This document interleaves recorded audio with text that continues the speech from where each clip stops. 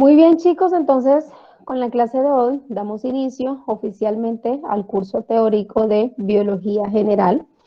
Es un curso que ofrece el Departamento de Biología a el programa de licenciatura en Ciencias Naturales y Educación Ambiental. El objetivo principal de este curso, pues, es acercar al estudiante de la licenciatura en Ciencias Naturales hacia el conocimiento biológico, hacia el conocimiento de las ciencias biológicas en general.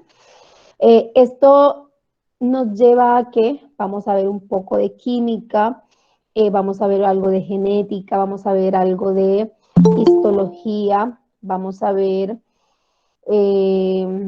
algo de ecología, puesto que la asignatura, el curso Biología General como tal, es un curso bastante amplio que busca brindarles las herramientas necesarias para las asignaturas que ustedes van a ver en el desarrollo de su carrera como profesionales en licenciatura de Ciencias Naturales y Educación Ambiental.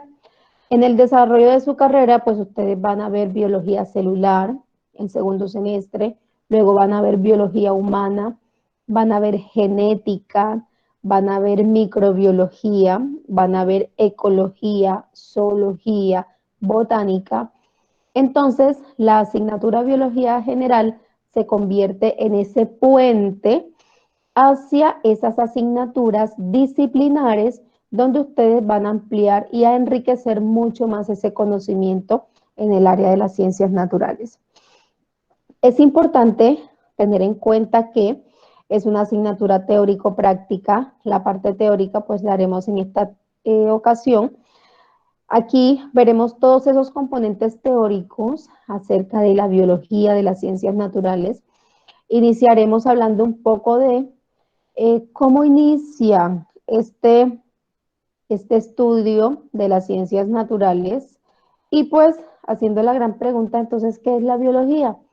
La biología de forma general, pues es la ciencia, describimos tres grandes ciencias, cuatro si contamos a la química. Estas cuatro grandes ciencias son, esas ciencias naturales, reciben ese nombre, son la matemática, la física, la biología o las ciencias biológicas y la química. Aunque hay cierta discusión donde se incluye a la química eh, las, entre la biología, ya que pues entre la biología, entre la física, es como un híbrido entre esas dos. Sin embargo, hay quienes también la ponen al lado de estas grandes ciencias. Entonces, la biología es el estudio integral de los seres vivos, de los organismos vivos. Es el estudio a nivel social, a nivel de esas relaciones que desarrollan los seres vivos entre ellos y con los seres que los rodean y con el medio ambiente que los rodea. Hablamos de organismos vivos cuando hablamos de un organismo que es capaz de reproducirse, que es capaz de tener reacciones metabólicas, que es capaz de mantener los procesos químicos que mantienen la homeostasis o el equilibrio de su organismo, cuando éste es capaz de heredar sus características a una descendencia, cuando este organismo es capaz de alimentarse para mantener su subsistencia. Eventualmente, los organismos vivos también mueren, cumplen un ciclo. Y al cumplir ese ciclo, estos organismos vivos transforman esa materia orgánica que puede ser reciclada o reabsorbida por otros organismos vivos. Entonces, básicamente decimos que lo que no se mueve, que además no se reproduce, que además no tiene un metabolismo propio, que no es capaz de heredar sus características por sí mismo a otros organismos, esto no es considerado un ser vivo. Entonces, el ser vivo debe cumplir con todas esas características. Y de esa forma, entonces afirmamos que La unidad básica de todo organismo vivo es la célula, porque la célula es el organismo vivo más pequeño, el organismo vivo más singular. Entonces la biología estudia pues todas esas manifestaciones de la vida. A nivel social, entonces estaríamos hablando de esas interacciones que tienen los organismos vivos entre ellos y con otros organismos vivos, pero también con el medio ambiente. Bueno, medio ambiente, eso es una redundancia, porque medio es sinónimo de ambiente, pero es algo que tenemos como se ha mantenido el uso de esas dos palabras juntas durante tanto tiempo, que aun cuando sabemos que es un error, lo seguimos haciendo. Así que chicos, ustedes empiecen a corregir eso. ¿Hablamos de medio o hablamos de ambiente? Lo ideal es no utilizar los dos términos porque significan lo mismo. Es redundante utilizar los dos. Entonces, esa relación de los organismos con su medio, ¿cuál es el medio? Hablamos del medio físico, el medio que es inerte, que corresponde entonces a la temperatura, a la radiación, el agua, los gases atmosféricos, los minerales que están en el suelo, sí, el aire, que es una mezcla de gases exactamente. Entonces, todos esos medios, todos esos elementos que hacen parte del medio y que rodean al organismo, también hacen parte de esas interacciones biológicas que pueden lograr las especies dentro de los ecosistemas. El ser humano eh, es una especie animal también, que también interactúa con los animales, que también interactúa con las plantas, que interactúa con los ecosistemas y con las diferentes comunidades biológicas. El ser humano vive, subsiste, se mantiene gracias a la dependencia que tenemos con las plantas y los animales de los ecosistemas, porque aquí estas plantas y estos animales son quienes nos ofrecen una serie de bienes y servicios que nos permiten mantenernos dentro de nuestras poblaciones. ¿Cuáles son esos bienes? Los bienes pues son todos aquellos bienes materiales, aquellos que son tangibles, que podemos tocar, que podemos medir. Entonces, ¿cuáles son esos bienes? El agua, los alimentos, la vivienda. ¿De dónde sale el agua? De los ecosistemas acuáticos, de agua dulce principalmente. Los alimentos, pues de las plantas, de los animales. ¿Y cuáles son esos servicios? Los servicios, pues son esos bienes que no se pueden medir. Por ejemplo, si tenemos un bosque muy cerca de la comunidad donde vivimos, muy seguramente ese bosque permite que la temperatura de la ciudad donde nos encontramos no sea muy elevada, no sea muy alta. Ese bosque permite que corran brisas, que soplen vientos y nos permite tener una temperatura mucho más fresca. El clima, ese cambio en temperaturas cálidas y temperaturas frías en el lapso del día, en el lapso de un mes, en el lapso de varios meses o de un año, conlleva directamente a la formación de las lluvias, a la formación de los tiempos secos, y pues estos son servicios que de alguna manera no podemos medir directamente, pero que nos sirven y nos ayudan a mantener nuestra calidad de vida. Entonces, cuando nos empezamos a preocupar por cómo el ser humano interactúa con el resto de los organismos vivos, cómo es que este ser humano influye en las poblaciones vegetales, en los animales e incluso en las poblaciones microscópicas.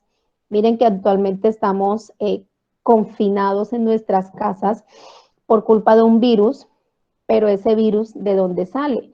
Ese virus, hasta pues la información que tenemos hasta este momento, sale precisamente de la interacción animal-hombre y ese virus ha tenido un efecto en la población humana. Entonces aquí, cuando miramos estas relaciones del ser humano con el ambiente, del ser humano con los organismos vivos, plantas, animales, entonces es cuando empezamos a hablar de ciencias ambientales. Ahora, ¿por qué estudiamos a los organismos vivos? ¿Por qué estudiamos a las plantas? ¿Por qué estudiamos a los animales? ¿Por qué estudiamos a las bacterias? O incluso por qué estudiamos a los virus, siendo que los virus no son organismos vivos. Les pregunto, ¿por qué es importante estudiar esas relaciones? ¿Por qué es importante estudiarlos a ellos? ¿Para qué necesitamos saber cuáles son las relaciones entre los diferentes organismos que habitan en un ecosistema? ¿Quién me responde?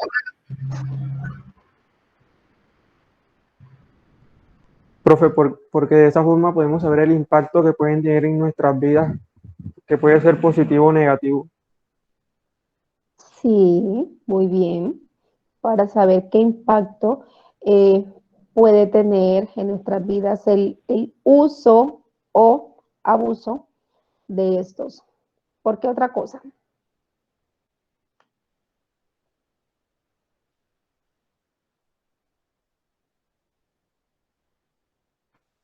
Profe, ¿podría repetir la pregunta, por favor? ¿Por qué es importante estudiar a los organismos vivos? Señor, yo pienso que para mirar lo que estos nos puedan aportar.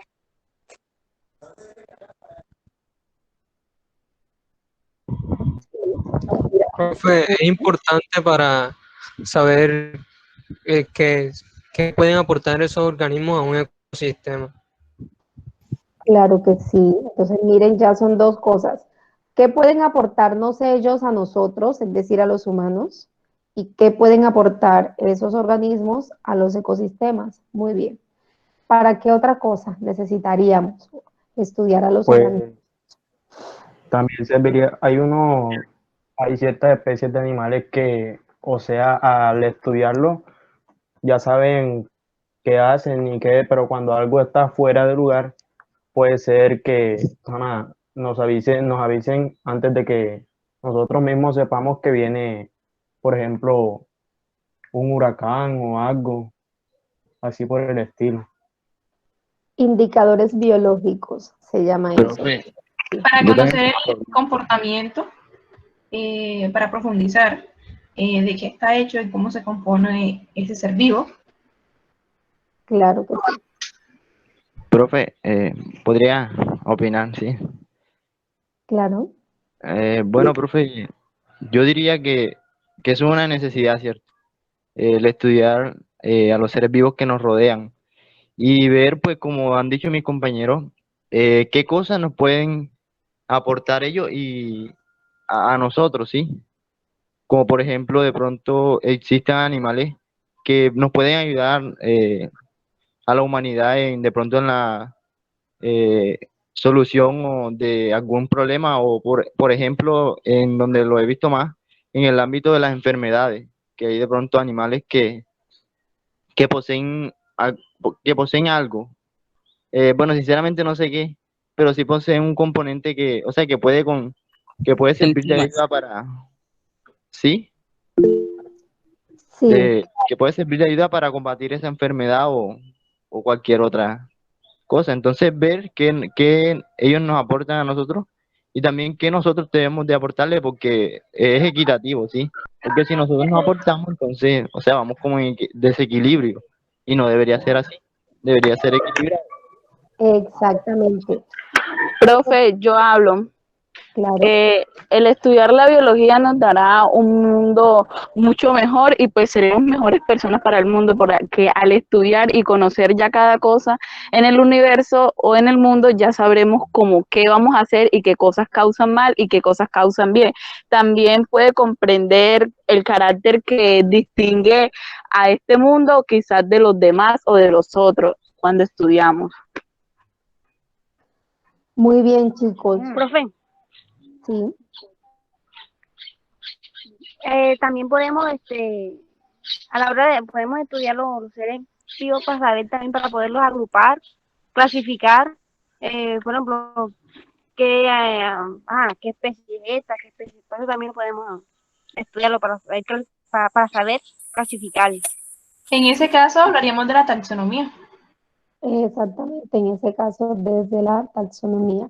Profe, Ajá, yo digo ya. que eso de saber estudiar a los seres vivos que nos rodean, se relaciona un poco con el ciclo de la vida, ya que eso mantiene un ecosistema, eso es lo que mantiene un ecosistema. Y al estudiar a cada ser vivo que nos rodea, podemos deducir si es bueno o malo para nosotros.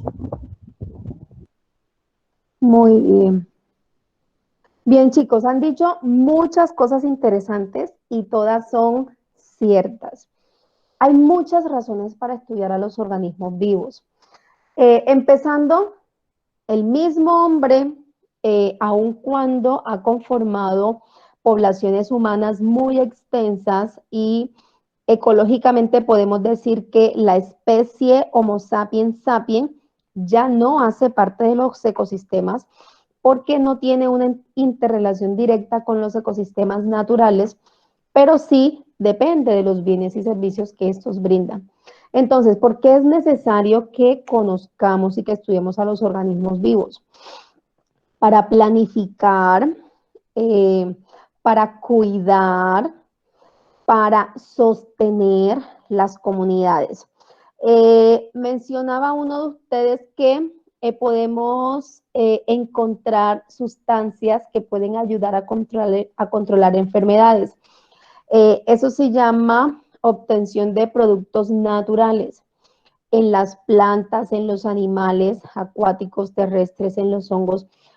Durante mucho tiempo, a través del área de la química, se extraen productos naturales y se van identificando estos productos químicos de forma específica y se van haciendo pruebas para mirar si tienen actividad antimicrobiana, antiparasitaria o antiviral. Para planificar necesitamos llegar mucho más a la conciencia de las personas sobre cuidar nuestro medio ambiente, nuestro medio, cuidar nuestros ecosistemas, cuidar nuestros ríos, nuestros océanos, nuestros bosques. Y no podemos cuidar nuestra fuente de bienes si no tenemos el conocimiento. Esta generación que se está levantando ahora probablemente será la generación más ecologista o más amigable con el ambiente, porque desde ya estamos enseñando a los niños pequeños a no tirar la basura en la calle, a que hay que lavarse las manos, a que no hay que desperdiciar el agua, cosas que nosotros, me incluyo yo entre ellos, no la aprendimos tan pequeños y cuando ya llegamos a la adultez, para nosotros es todavía incluso difícil tener que desechar o tener que clasificar los desechos de hogar, los desechos sólidos que se generan en el trabajo, incluso clasificarlos, que el papel, que la bolsa, que el plástico, que el vidrio, y todo lo echamos en la misma caneca, en la misma bolsa. Ahora imagínense, piensen en la abuela, piensen en las personas que viven en el campo. Todavía es mucho más difícil para ellos entender que hay que reciclar, que las basuras, entre las basuras o entre esos desechos hay materiales que demoran muchísimos años para descomponerse. Entonces, la forma en que podemos proteger nuestros recursos, en que podemos proteger la fuente de alimento, la fuente de nuestra vivienda, es a través del estudio de los organismos vivos, a través del estudio de esas relaciones entre las especies, para conocer cuáles son esos patrones de distribución, para conocer cuándo estas especies están siendo afectadas por cambios ambientales y nos sirvan como un indicador biológico de los cambios en los ecosistemas. ¿Qué decir? Mi abuelo, que en paz descanse, siempre decía que cuando salían mucho unas hormigas grandotas, patonas negras, esas hormigas no pican, de donde yo soy de Lorica, les llaman hormigas locas, Cuando esas hormigas salían y se subían por la pared hasta el techo, mi abuelo siempre decía, recojan la ropa temprano que va a llover. Resulta que mi abuelo siempre tenía la razón. Entonces, miren que seguramente esas hormigas debían tener algún tipo de sensor, o deben tenerlo porque todavía ocurre, deben tener algún tipo de sensor ambiental que les indica que busquen una tierra alta porque seguramente va a llover muy duro y su terrario, su sistema de cuevas debajo de tierra se va a inundar. Entonces, es muy importante que estudiemos a los organismos vivos para que podamos entender todos estos ciclos de vida y podamos también planificar dónde construir nuestra vivienda, planificar que si yo voy a construir y tengo un lote y en ese lote tengo un árbol gigante, tengo un mango, tengo una ceiba, yo puedo construir sin necesidad de derribar ese mango, porque seguramente ese árbol me va a dar fresco, me va a disminuir la temperatura, que si yo tumbo ese palito para tener más espacio, seguramente voy a tener una casa muy caliente. Entonces, las ciencias, ¿cómo llegamos a todas esas conclusiones y cómo es que llegamos entonces a formular esas teorías en las que se fundamenta la biología, la física, la química y todas estas ciencias? Todas están ligadas a el método científico. Las ciencias se caracterizan porque tienen la finalidad de reunir conocimientos precisos, es decir, el conocimiento que se genera a través de la ciencia, a través de estos procedimientos científicos, tienen un margen muy pequeño de error. Son verificables, es decir, que si usted formula una teoría y usted realiza un experimento y comprueba esa teoría, esa misma teoría puede ser verificable por otros científicos. Esa información es ordenada y es sistematizada para luego generar una serie de conclusiones que probablemente van a tener un impacto en el área de la ciencia en la que estemos trabajando. Entonces, esta serie de pasos, esta serie de elementos que conllevan a generar leyes, a generar teorías, es lo que se llama el método científico. Entonces, ese método científico ha sido muy importante para el desarrollo de las ciencias, para la biología, para la química, para la física, para las matemáticas. Entonces, vayamos ahora a lo que es la biología. La biología, pues, según su significado literal, es el estudio de la vida. Veamos por aquí, pensé que había alguien ingresado. Bien. Su significado literal, pues es eso, es el estudio de la vida. Pero entonces la vida la estudiamos desde muchos aspectos o desde muchos puntos de vista, y es ahí donde nacen las ramas auxiliares de la biología. Entonces podemos decir que la biología estudia los detalles íntimos de los organismos vivos, la composición desde la genética, desde la química, desde el funcionamiento, esto quiere decir desde la fisiología, desde la interacción, entonces ahí entra la ecología, desde los sistemas, desde los tejidos, desde el organismo. Entonces iniciamos realizando estudios biológicos simplemente con hacer descripciones y clasificaciones. Entonces aquí nos podemos ir muchísimo más atrás, por allá hacia Aristóteles, hacia Platón, los grandes filósofos, quienes empiezan haciendo descripciones del mundo natural, que está vivo, que no está vivo, y empezamos a clasificar. Entonces, estas clasificaciones empiezan desde lo más sencillo. ¿Cuáles son las características que permiten que un organismo sea llamado organismo vivo? ¿Y cuáles son esas características que me indican que un organismo no está vivo? ¿Cómo es que yo puedo diferenciar a una planta de un animal? Sí, porque estas clasificaciones iniciales se hacen desde la observación directa. No hay, esto es más o menos como el siglo V antes de Cristo, estoy hablando de Aristóteles, Platón, por allá. Cuando se empiezan estos procesos de descripción, no existe una biología como ciencia. Sencillamente estamos describiendo el mundo natural como existe. Luego, a medida que vamos describiendo los procesos de desarrollo, de crecimiento, los mecanismos de herencia, los mecanismos de evolución, aquellos mecanismos que permiten la interacción de las especies o de los organismos con el medio, con otros organismos, con el medio físico, con el medio abiótico. Entonces, ahí empiezan a diversificarse, empiezan a originarse y empiezan a generarse las diferentes ramas auxiliares de las ciencias. Entonces, la biología se fundamenta, pues, en los organismos vivos, pero todas las grandes ciencias, si consideramos, todas estas están enmarcadas dentro de las matemáticas. ¿Por qué las matemáticas son tan importantes? Seguramente ustedes, cuando estaban en su bachillerato, por allá que les enseñaban álgebra, cálculo, se preguntaban, ¿y eso para qué nos sirve?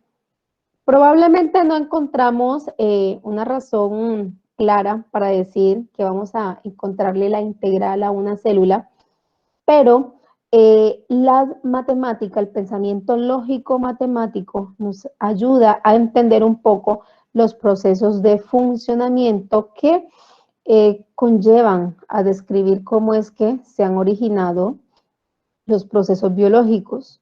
Ahí aunamos con la química, que nos ayuda a explicar los procesos internos a nivel celular. Todos esos procesos químicos que ocurren entre los organismos vivos dentro de cada una de sus células. Entonces, la química, si nos vamos a la física, algunas leyes de la física incluso nos ayudan a explicar el flujo de energía en los ecosistemas, cómo se da el gasto energético, cómo se mantiene la energía dentro de un organismo. Y entonces, todas estas ciencias o ramas interactuantes nos ayudan a explicar muchos de los procesos biológicos.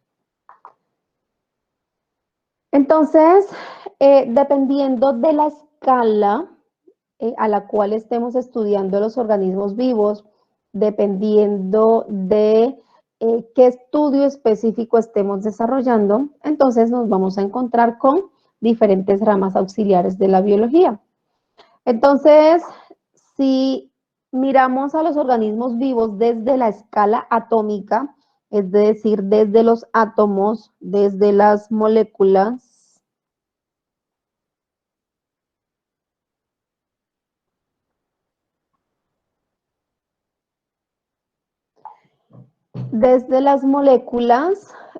estamos hablando entonces, nos encontramos a la biología molecular. La biología molecular nos ayuda a explicar los procesos de replicación, de transcripción, los procesos metabólicos que se dan a nivel celular. A nivel bioquímico, también los procesos químicos que ocurren al interior de las células, los cambios metabólicos, la respiración, la generación de energía, son procesos químicos que ocurren a nivel celular. La genética molecular nos ayuda a explicar cómo se dan los mecanismos de herencia desde el gen, desde esa cadena pequeñita de ácidos nucleicos que están en una doble hélice. Entonces, ese código genético tan pequeñito son precisamente moléculas y nos ayuda a explicar cómo se dan los mecanismos de herencia. En la siguiente escala, entonces, hablamos de célula. Entonces, aquí ya encontramos a la biología celular. quien nos ayuda pues a estudiar ya los procesos a nivel de célula, a nivel de organismo celular. Profe, una pregunta, profe. Diga, ¿Usted está cambiando de diapositiva? sí. Porque todavía estamos en concepto de biología. Ok. Sí, señor, estamos todavía en Sí, la señor, es verdad. diapositiva, sí. Todavía, imagínense, ya he pasado 3 diapositivas. Ok. Ahí están cambiando. Sí, profe. Sí, ahí vi que cambiaron. Misma. ¿Qué están viendo ahí? Y ahora sí están cambiando.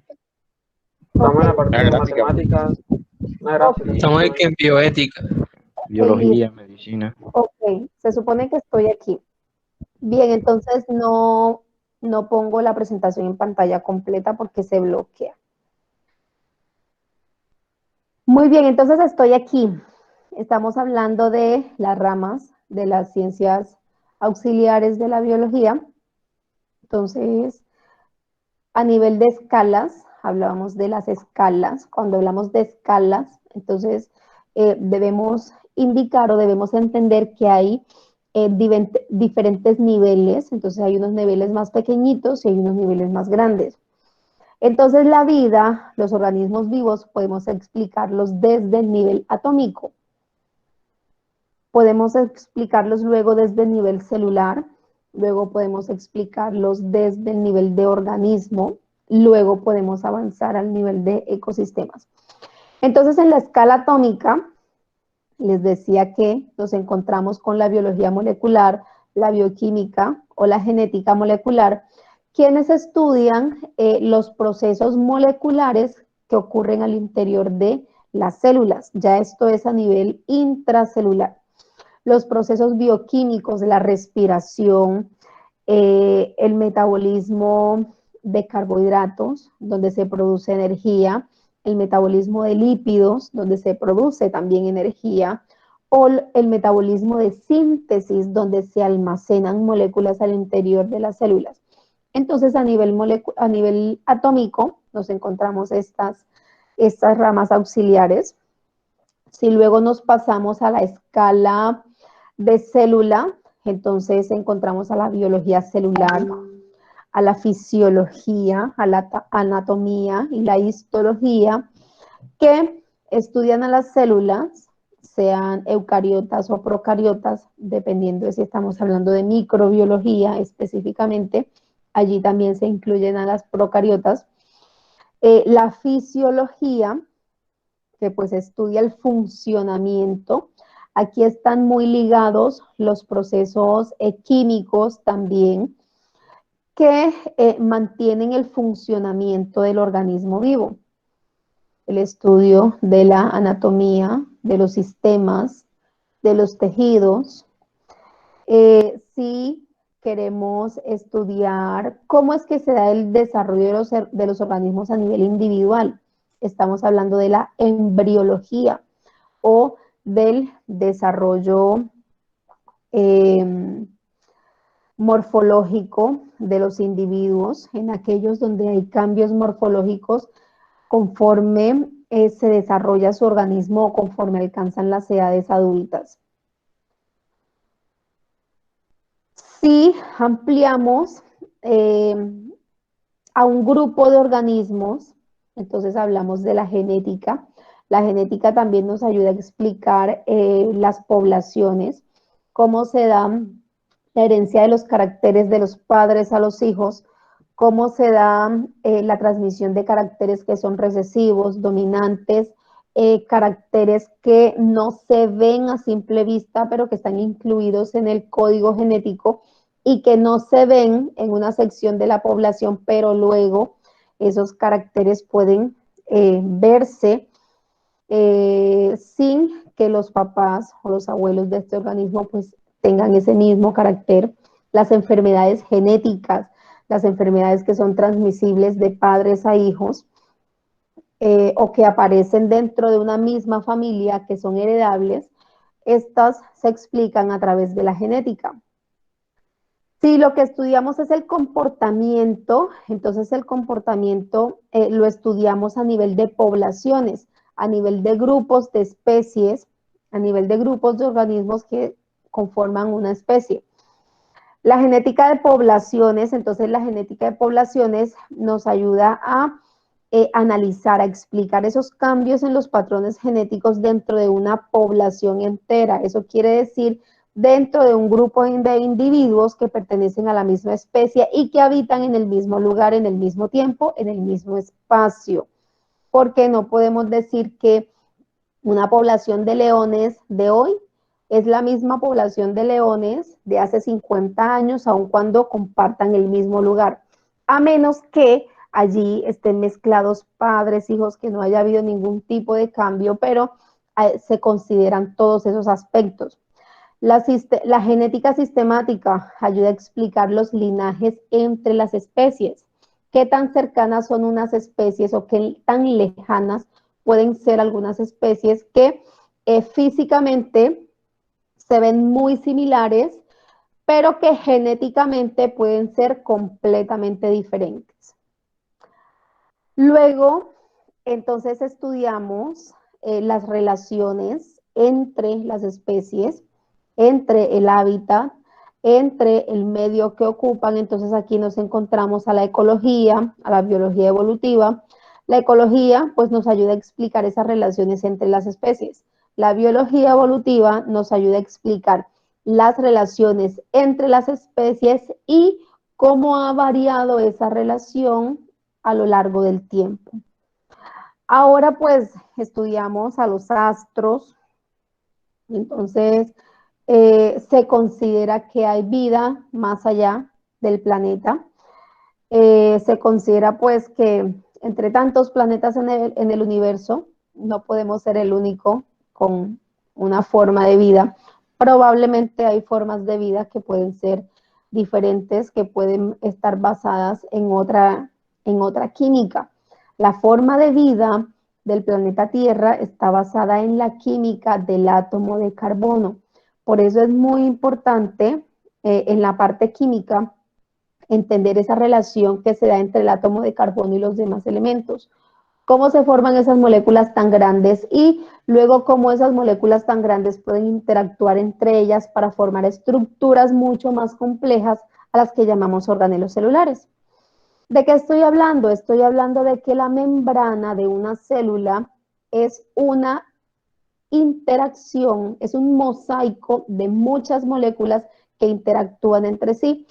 En la membrana celular encontramos lípidos, proteínas, azúcares, moléculas muy grandes, muy complejas, con diferente naturaleza, con diferentes funciones, pero que sin embargo interactúan entre ellas y forman esa estructura llamada membrana celular, que es un organelo celular.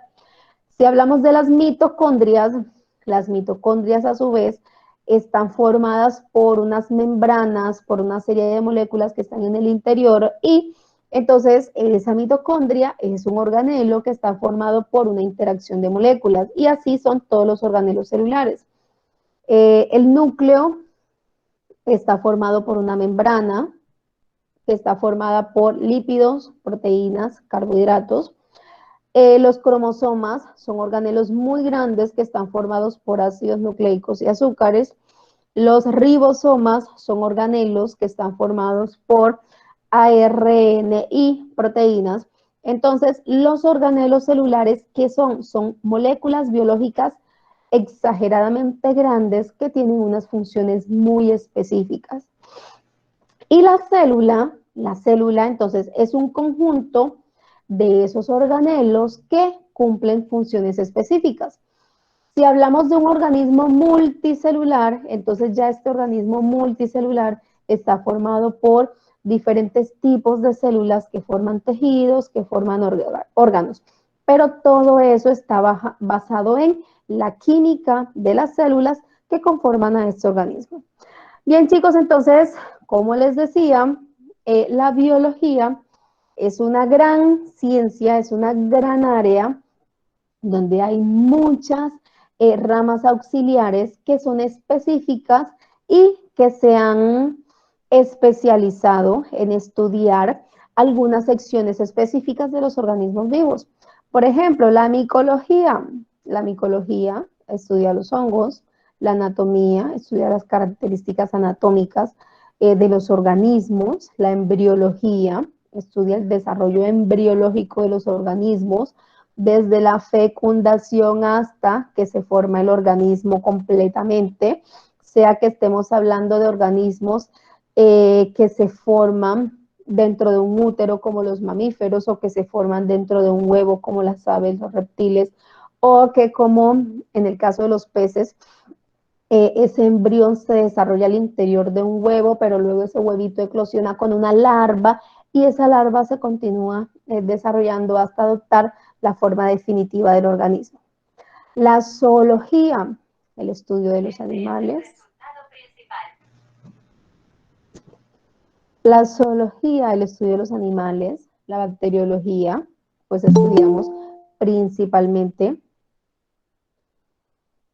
En la bacteriología estudiamos principalmente a las bacterias.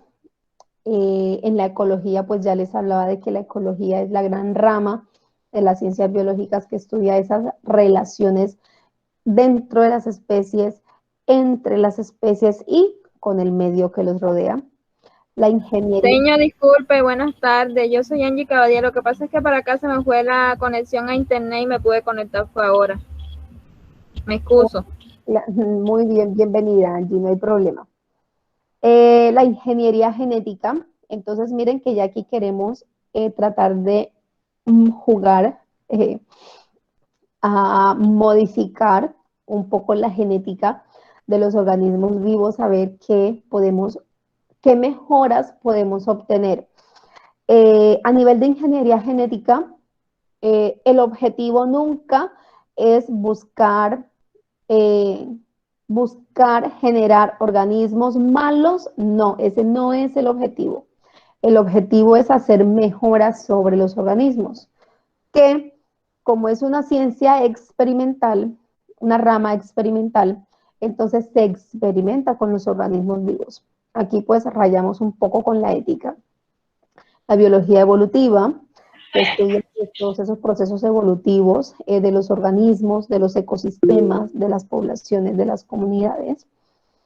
Los tejidos, a través de la histología, estudiamos los tejidos animales, vegetales. A los virus, no son organismos vivos, pero son dependientes de los organismos vivos, así que no podemos dejarlos por fuera, porque su mecánica está directamente ligada a la dinámica de los organismos vivos, celulares, multicelulares u organísmicos. Incluso hay virus que son específicos para bacterias, hay virus específicos para plantas, animales o incluso para especies de animales o de plantas. Recuerden lo que estamos viviendo en este momento con el COVID-19. Es un virus que hizo el salto, es un virus que saltó desde un animal de vida silvestre hacia el humano. ¿Cuál es el riesgo de esos saltos de los virus cuando pasan de su organismo natural?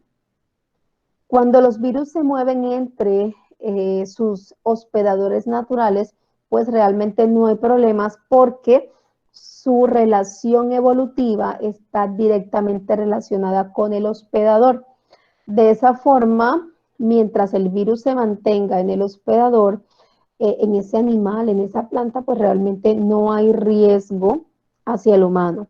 El problema es que se dé el salto, ¿sí? Que ese virus llegue a mutar con capacidad para infectar al ser humano o con capacidad para infectar a otras especies.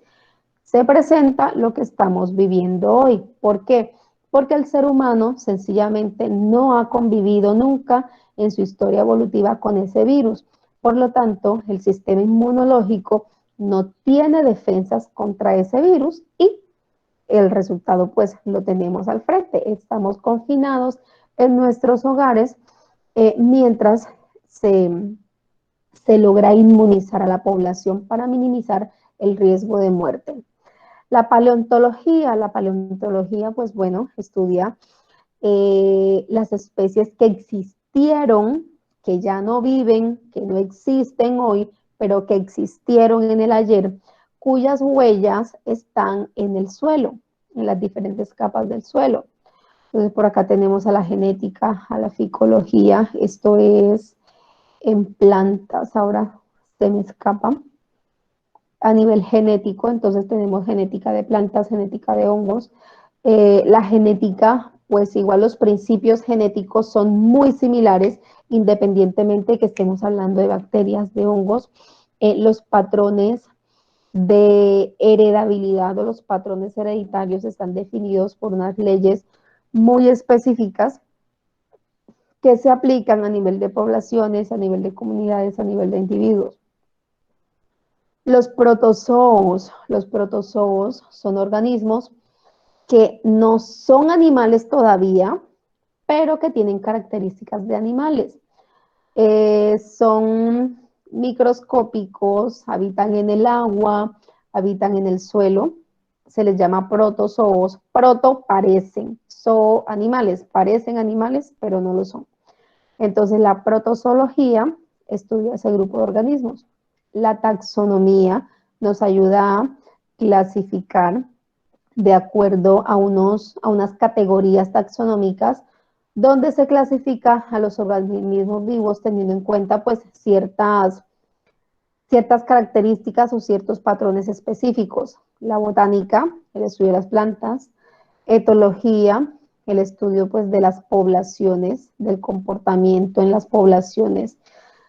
Y pues con el desarrollo de las tecnologías, hoy podemos hacer modelaciones de patrones ecológicos, patrones biológicos, podemos modelar el clima, es decir, podemos predecir el clima, podemos predecir los movimientos de las poblaciones, podemos predecir las tasas de crecimiento poblacional, siguiendo ciertos patrones comportamentales. Y pues aquí estamos ligados directamente con patrones numéricos. Así que chicos, el cálculo es muy importante para entender los procesos biológicos de los organismos vivos. Así que estudien cálculo también. Entonces, ya dijimos que la vida básicamente se define como un conjunto de procesos físicos y químicos que ocurren a nivel celular. Estos procesos físicos y químicos no son otra cosa que la transformación de energía para el crecimiento, para la asimilación de nutrientes, para la respiración, para la reproducción, para el aumento de la masa muscular. Entonces, todo eso podemos decir que son procesos químicos que ocurren a nivel celular, que ocurren a nivel de tejidos y que ocurren a nivel de organismo. Entonces, para que un organismo se considere como un organismo vivo, debe tener esta capacidad, debe tener la capacidad de obtener energía a través de la nutrición, debe tener la capacidad de transformar esa energía para su crecimiento, para la respiración, para la reproducción. Quien no sea capaz de realizar esas transformaciones no es un organismo vivo. Y ahí están los virus. Los virus no son organismos vivos precisamente porque ellos no son capaces de alimentarse, ellos no son capaces de generar cambios metabólicos en sí mismos. Ellos no son capaces de replicar su material genético para reproducirse. Los virus necesitan de la maquinaria de una célula para que la célula haga esos procesos por él. Entonces, los virus no son organismos vivos porque sencillamente no cumplen con esos requisitos. Entonces, la biología o las ciencias naturales pues nos ofrecen una comprensión de ese mecanismo de vida en el planeta y nos ayuda entonces a apreciar y a valorar la naturaleza precisamente en función de todos esos bienes y servicios que podemos obtener a través de ella. Bienes y servicios que podemos perder si dañamos los ecosistemas, si contaminamos, entonces nos podemos quedar sin esos bienes y servicios. Entonces los seres vivos están formados mínimamente por una célula, entonces la célula es la unidad básica de los organismos vivos y de allí se derivan todos los demás organismos vivos. Desde los intermedios hasta los más grandes, todos están formados por células, donde se establece un nivel de complejidad que va desde lo más sencillo a lo más complejo. Y todos los seres vivos pues presentan dos características. Una de esas características pues son los componentes químicos. ¿Cuáles son esos componentes químicos de los seres vivos? Todos los seres vivos en su organismo, en sus unidades más pequeñas, contienen agua y minerales. Contienen carbohidratos, lípidos, proteínas y ácidos nucleicos. Estos ácidos nucleicos además tienen la capacidad de realizar procesos como la replicación del material genético, es decir, de los mismos ácidos nucleicos. Ellos se pueden replicar siguiendo unos mecanismos establecidos en el código genético. Esos ácidos nucleicos se pueden transcribir, el ADN se transcribe a ARN y finalmente con el ARN mensajero de transferencia y ribosomal, el ARN mensajero se traduce para la fabricación de las proteínas que van a formar las estructuras celulares y que van a cumplir diversas funciones a nivel celular y a nivel de organismo. ¿Qué características tienen además? Tienen unas estructuras muy complejas que están formadas inicialmente en su forma más básica por la célula, y esta célula está formada por organelos celulares, y estos organelos celulares están formados por moléculas químicas que son grandes y que son interactuantes, que interactúan entre ellas. Todos los seres vivos tienen un metabolismo propio, tienen la capacidad de reproducirse a sí mismos, pueden crecer, pueden aumentar su tamaño. Si hablamos de una célula puede aumentar su tamaño, puede aumentar su volumen, sencillamente aumentando el volumen del citoplasma. Y eso también estimula el crecimiento de la membrana celular.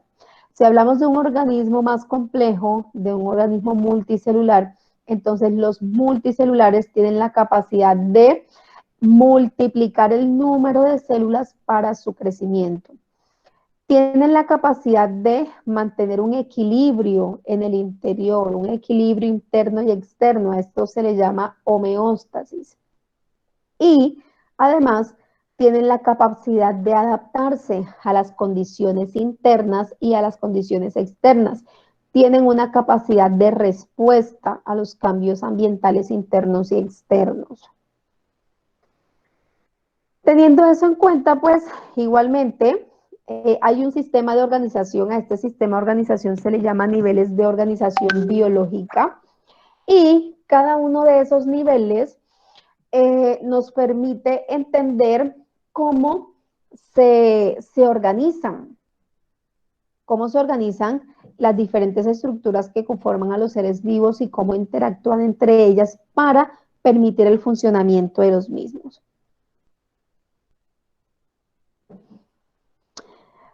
El nivel más bajo del que estamos hablando, entonces, el nivel biológico más bajo es el nivel celular. Por debajo de aquí nos encontramos un nivel que es químico. ¿Por qué? Porque las células están formadas por organelos, pero los organelos por sí solos no están vivos. Los organelos interactúan entre sí al interior de la célula y conforman a la célula, pero por sí solos no forman un organismo vivo. Entonces, debajo del nivel de célula nos encontramos el nivel subcelular, donde se encuentran a los organelos y donde también encontramos a los virus. Recuerden que no son organismos vivos. ¿Cómo están formados estos organelos? Estos organelos están formados por moléculas que son muy grandes, que interactúan entre ellas y que tienen funciones específicas. ¿Cómo están formadas estas moléculas? Estas moléculas a su vez están formadas por pequeños átomos que interactúan entre sí, que forman enlaces para formar esas moléculas más grandes. Y pues un átomo está formado por protones, electrones, neutrones, que interactúan entre sí, formando pues una corteza atómica con unos electrones que rotan en unos orbitales y que van a determinar pues las propiedades y la naturaleza de ese elemento. Entonces, debajo del nivel celular encontramos el nivel atómico o un nivel químico, pero este nivel químico constituye todos esos elementos químicos, metabólicos y fisiológicos que van a determinar el funcionamiento celular. Por encima del nivel celular, cuando un grupo de células interactúan entre sí para formar unas estructuras llamadas tejidos, entonces nos encontramos con el nivel tisular, que es donde están los tejidos. Estos tejidos, diferentes tipos de tejidos, pueden interactuar entre sí para formar un sistema mucho más complejo al cual llamamos sistema de órganos. A este órgano, aquí tenemos como ejemplo pues un corazón. Este corazón está formado por diferentes tejidos, por el tejido del miocardio, el endocardio, el tejido que forma las arterias aorta, las venas pulmonares. Entonces son distintos tejidos quienes están formando a este órgano. Cuando este órgano se suma a otros órganos, entonces va a construir un sistema. Varios sistemas van a conformar un individuo y entonces ya estamos en el nivel organísmico. Cuando llegamos aquí a este nivel de individuo, un individuo está formado por un conjunto de varios sistemas. El sistema respiratorio, el sistema circulatorio, el sistema muscular, el sistema esquelético, nervioso y demás. Ahora, cuando estos individuos pertenecen a la misma especie y cuando estos individuos que son de la misma especie interactúan entre ellos mismos, se reproducen, comparten un espacio geográfico, comparten el alimento, comparten algunos procesos reproductivos, tienen hijos, a esto se le llama población. Esta población interactúa con otras poblaciones de otras especies, sea animales o vegetales. A este conjunto de poblaciones de diferentes especies, animales, vegetales, bacterias, hongos y demás, la conocemos como comunidad.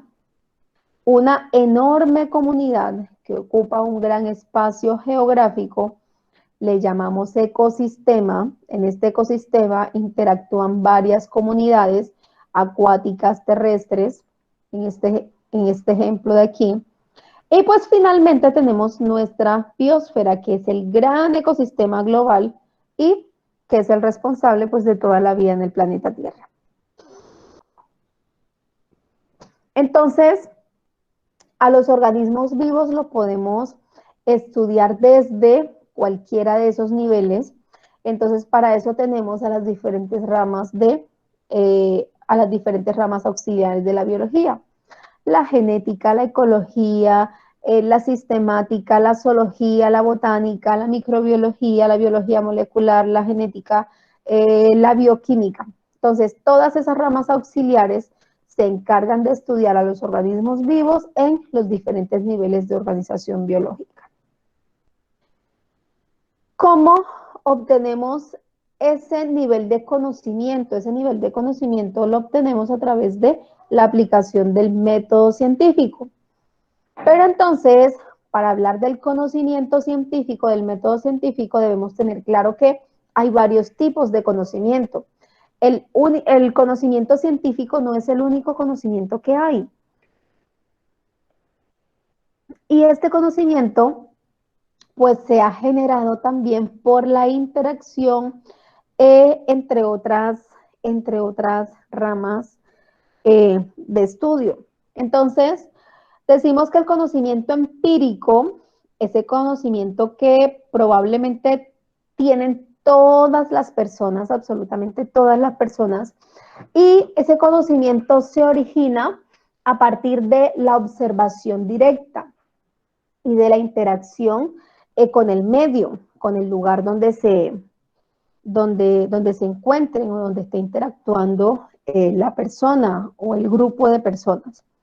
El conocimiento científico utiliza la lógica, utiliza el pensamiento crítico, se basa en hechos comprobados, así que en el conocimiento científico, las leyes, las teorías que se generan son susceptibles a ser comprobadas y a ser replicadas. Si un hecho científico no puede ser comprobado por un par científico, ese hecho probablemente sea refutado si no puede ser comprobado. Hablamos del conocimiento filosófico, pues es aquel conocimiento que se fundamenta en las reflexiones, en el pensamiento, en la reflexión del ser, de lo que yo soy, de lo que pienso, de lo que veo, ¿sí? El conocimiento teológico se basa en la fe religiosa, en la fe que adoptan las personas o que sencillamente se tiene durante pues toda la vida de una persona. Ese conocimiento teológico muchas veces sostiene que tiene la verdad absoluta y por eso está en constante conflicto con el conocimiento científico. Entonces, las ciencias biológicas se han fundamentado en gran parte en el conocimiento científico. Sin embargo, no debemos olvidar que las ciencias nacen con el conocimiento empírico, porque nacen directamente a través de la observación, nacen allí, pero se fundamentan en el conocimiento científico. ¿En qué se diferencian? El conocimiento científico tiene como objetivo describir, explicar teóricamente o predecir la realidad, ¿sí? Entonces busca explicar qué es lo que está viendo, por qué eso está ocurriendo, de qué forma eso cambia. Entonces siempre el objetivo es explicar el porqué de las cosas. Mientras que para el conocimiento empírico, probablemente deseo conocer el objeto en el momento para solucionar un problema práctico, un problema ya. Tengo la cocina llena de hormigas, entonces, ¿por qué tengo la cocina llena de hormigas? A ver, entonces empiezo a buscar por qué tengo la cocina llena de hormigas. Sencillamente necesito resolver el problema, necesito que no haya hormigas en la cocina y busco una solución a eso. No me interesa saber cuántas hormigas hay, cómo se reproducen, dónde están los nidos, cómo son las cuevas. No, eso no me interesa. Solo quiero solucionar el problema inmediatamente. Para los científicos, el objeto de estudio está definido, ¿sí? Está claramente definido. Yo quiero estudiar los mecanismos de reproducción de las ballenas, ¿sí? Tiene una definición en el cuándo, el por qué, el cómo lo voy a resolver. Mientras que el conocimiento empírico, pues sencillamente con los instrumentos que tiene a la mano, resuelve el problema en el cual se está enfrentando en el momento. No le interesa conocer qué otras herramientas o qué otros métodos necesita utilizar, otras alternativas no, lo que tenga en el momento y que sea efectivo para resolver el problema. El método científico utiliza unos métodos, el conocimiento científico utiliza unos métodos especiales para obtener el conocimiento. Hay que medir, hay que inferir, hay que planear hipótesis, hay que contar, hay que verificar. Entonces yo tengo que verificar 3, 4 veces el procedimiento para que todo me dé igualito. En el conocimiento empírico no. Sí, pues yo puedo saber que esas hormigas están es porque les taparon el nido del otro lado, entonces, bueno, ya lo supe y ya, no me interesa saber nada más. El conocimiento científico pues busca elaborar teorías que se puedan confirmar en la práctica, orientado por principios filosóficos y científicos centrados en el método científico para llegar a una conclusión. En el conocimiento empírico, pues no se necesita una base teórico-metodológica, es decir, yo puedo generar un conocimiento empírico sin necesidad de estudiarme un libro de biología, sin necesidad de estudiarme 3 años en la universidad. Les hablaba de mi abuelo con las hormigas. Déjenme decirles que mi abuelo apenas hizo hasta tercero de primaria. Sin embargo, él tenía un conocimiento muy amplio sobre el clima, sobre las cosechas, ¿sí? Porque fueron conocimientos adquiridos de la observación directa de la realidad. Nuestros campesinos tienen un conocimiento empírico muy valioso. En muchas ocasiones no valoramos ese conocimiento empírico que pues no ha sido generado con el método científico, no ha sido generado con artículos, publicaciones o con 50 años de estudio, pero sí ha sido elaborado con la práctica, con la experiencia. Entonces, es importante valorar ese conocimiento generado también por nuestros raizales. Entonces, ¿qué es el método científico? Es un proceso, es una serie de pasos que es efectivo para generar conocimiento, para generar conclusiones, para generar información precisa y veraz. Ese método sigue una serie de pasos que tienen un orden lógico, tienen un orden lógico, tienen un orden cronológico, es decir, debe ser programado, cronometrado, es replicable.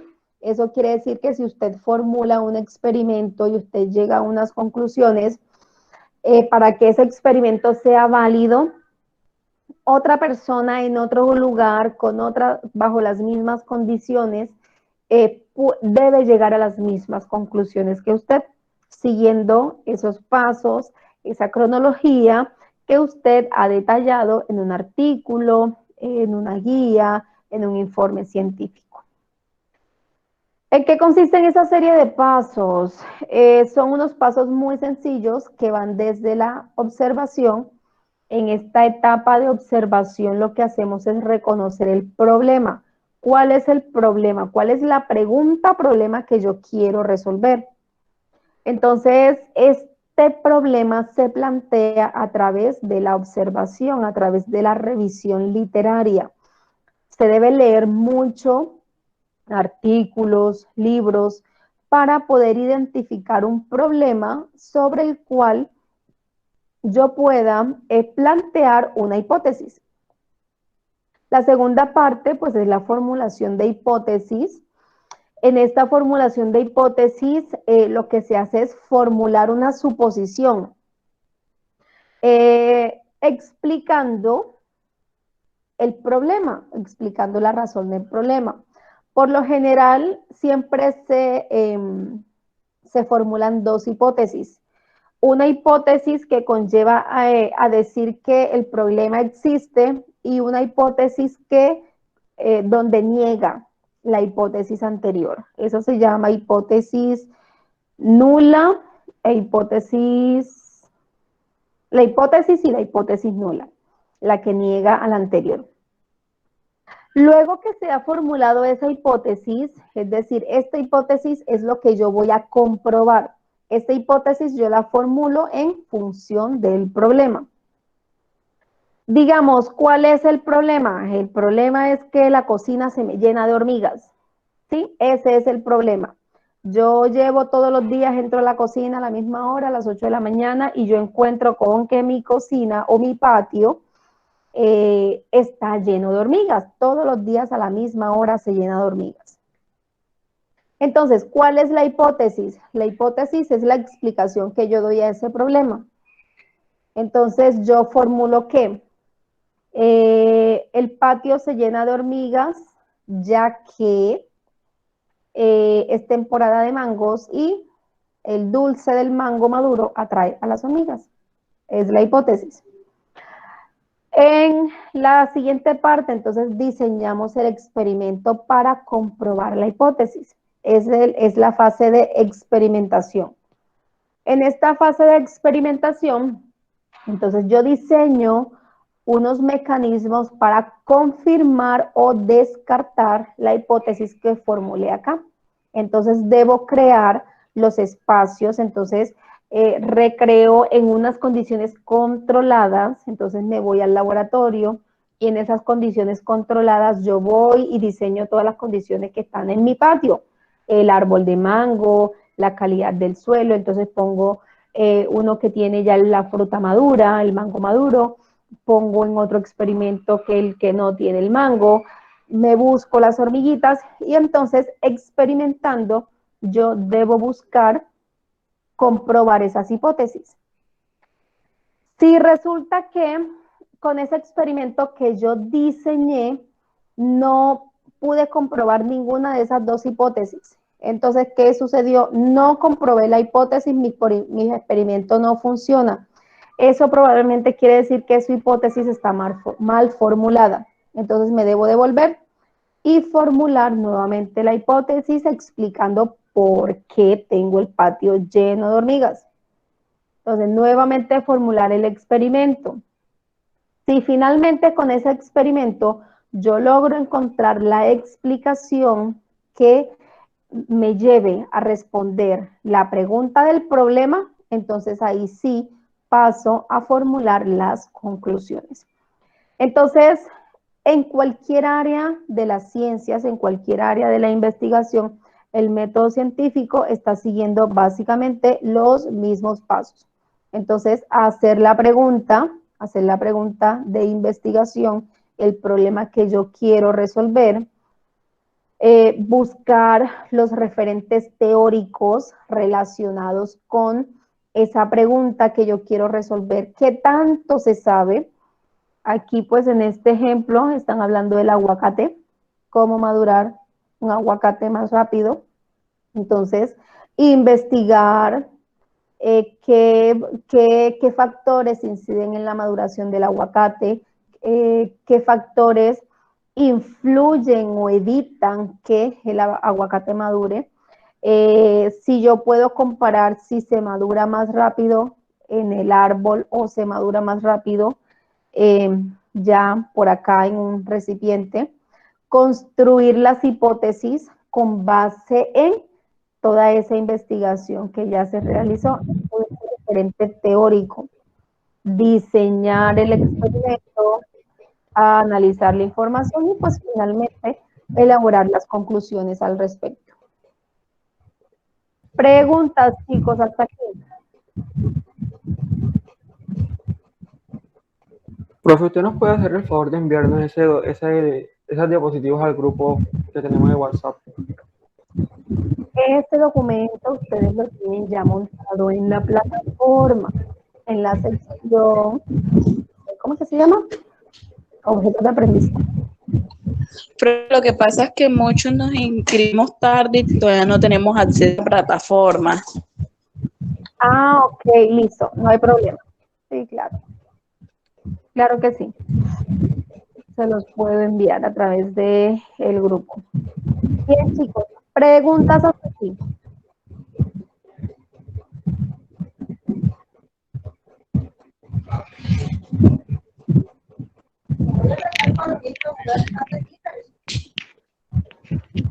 Profe, En el bolso, mira, va a decir wet.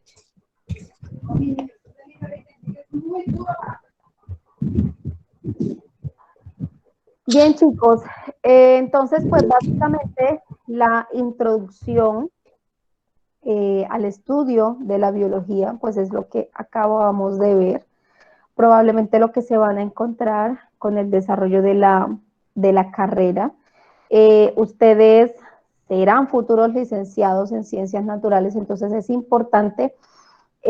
Ustedes son como esa fuente de conocimiento que deben tener los estudiantes en el bachillerato e incluso en la primaria, si alguno de ustedes es normalista, precisamente porque ustedes tienen varios frentes de formación. Ustedes se van a formar como licenciados desde el área de las ciencias naturales, pero también desde el área de la química, desde el área de la física. Entonces, pues es importante para ustedes porque ustedes van a tener que integrar todos esos conocimientos para llegarle al estudiante. Sabemos